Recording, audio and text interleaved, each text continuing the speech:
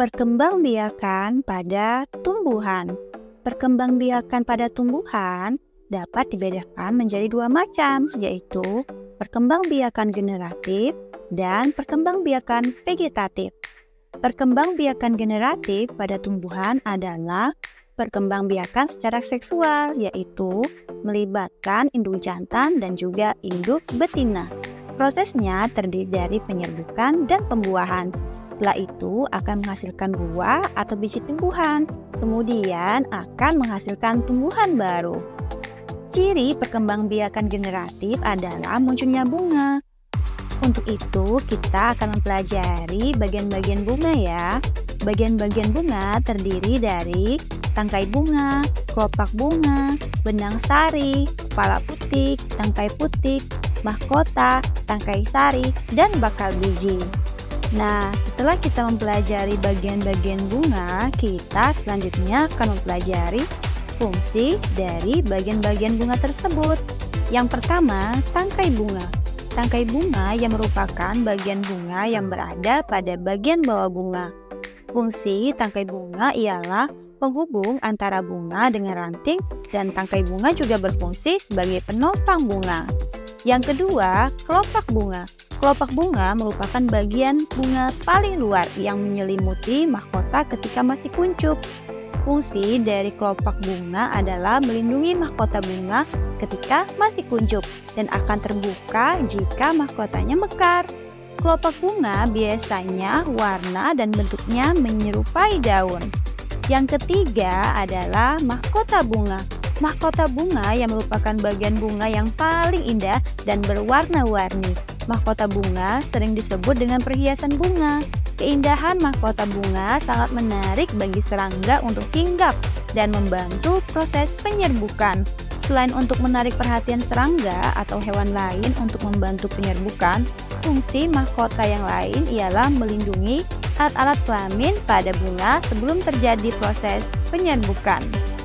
Selanjutnya adalah benang sari.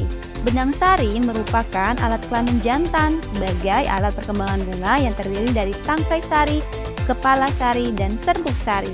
Benang sari biasanya terletak di antara tengah-tengah mahkota. Benang sari tersusun dari tangkai sari dan kepala sari. Bagian bunga berikutnya yaitu putik bunga. Putik merupakan alat kelamin betina pada bunga. Putik terdiri dari tangkai putik, kepala putik, dan bakal buah. Ujung putik disebut sebagai kepala putik. Bagian putik yang panjang disebut tangkai putik. Putik merupakan bagian bunga yang paling dalam letaknya.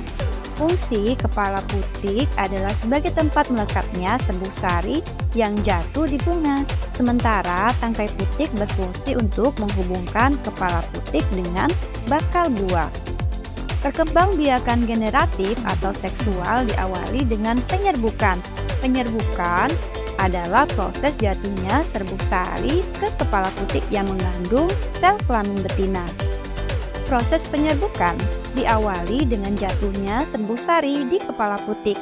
Di setiap serbuk sari tersebut terdapat sel kelamin jantan atau spermatozoid yang akan bersatu dengan sel telur. Setelah itu, sel kelamin jantan akan bersatu dengan sel telur di dalam ruang bakal biji. Proses ini disebut dengan pembuahan. Akhir dari proses penyerbukan ini akan menghasilkan biji yang menjadi calon tumbuhan baru.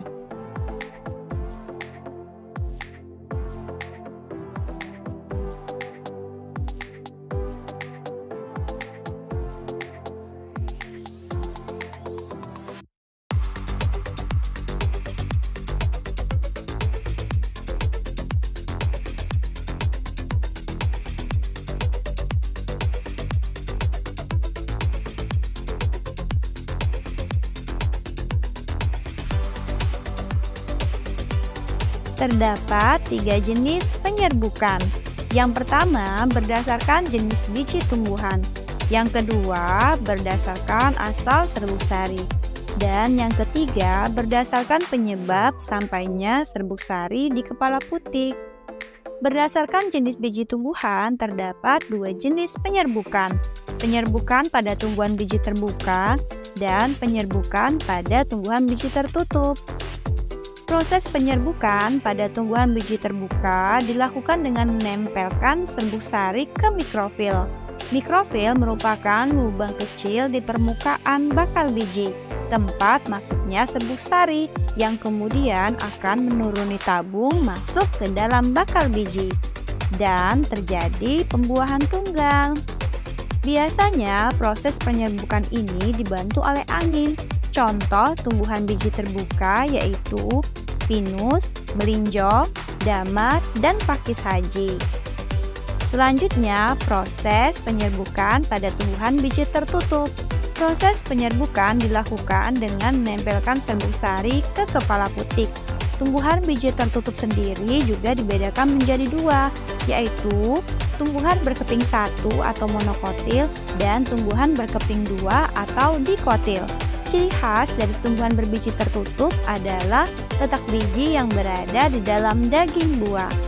Contoh tumbuhan berbiji tertutup antara lain jagung, padi, mangga, pepaya, durian, ubi kayu, nangka, kacang tanah, tomat, jeruk, tebu, kopi, pisang, dan masih banyak lagi. Penyerbukan berdasarkan asal serbuk sari dibedakan menjadi 4 macam. Yang pertama, penyerbukan sendiri. Yang kedua, penyerbukan silang. Yang ketiga, penyerbukan tetangga. Dan yang terakhir, penyerbukan bastar. Penyerbukan sendiri atau autogami, proses penyerbukannya terjadi pada satu bunga yang sama, baik serbuk sari dari benang sari dan putiknya, sama-sama dari satu bunga yang sama.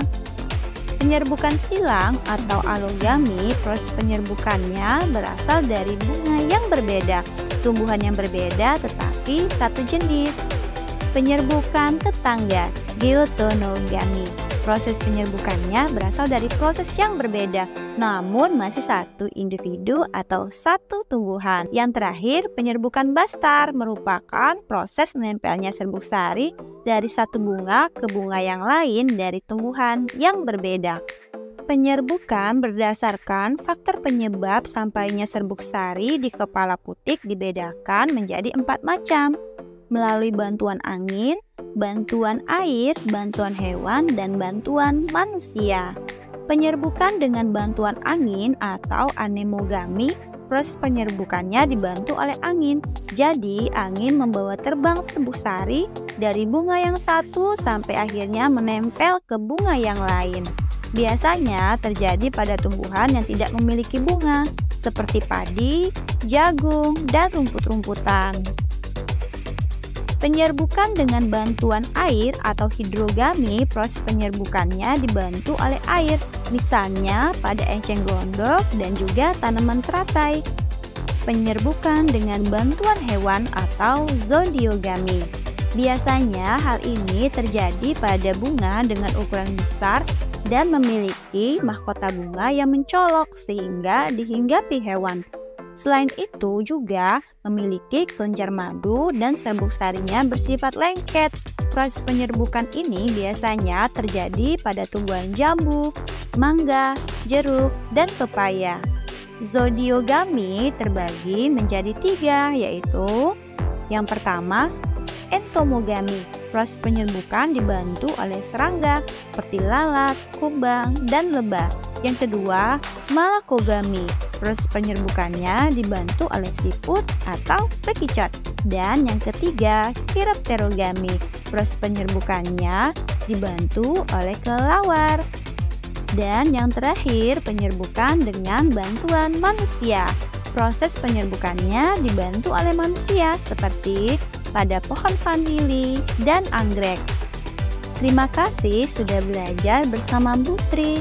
Nanti untuk perkembangbiakan secara vegetatif akan dibahas pada video selanjutnya.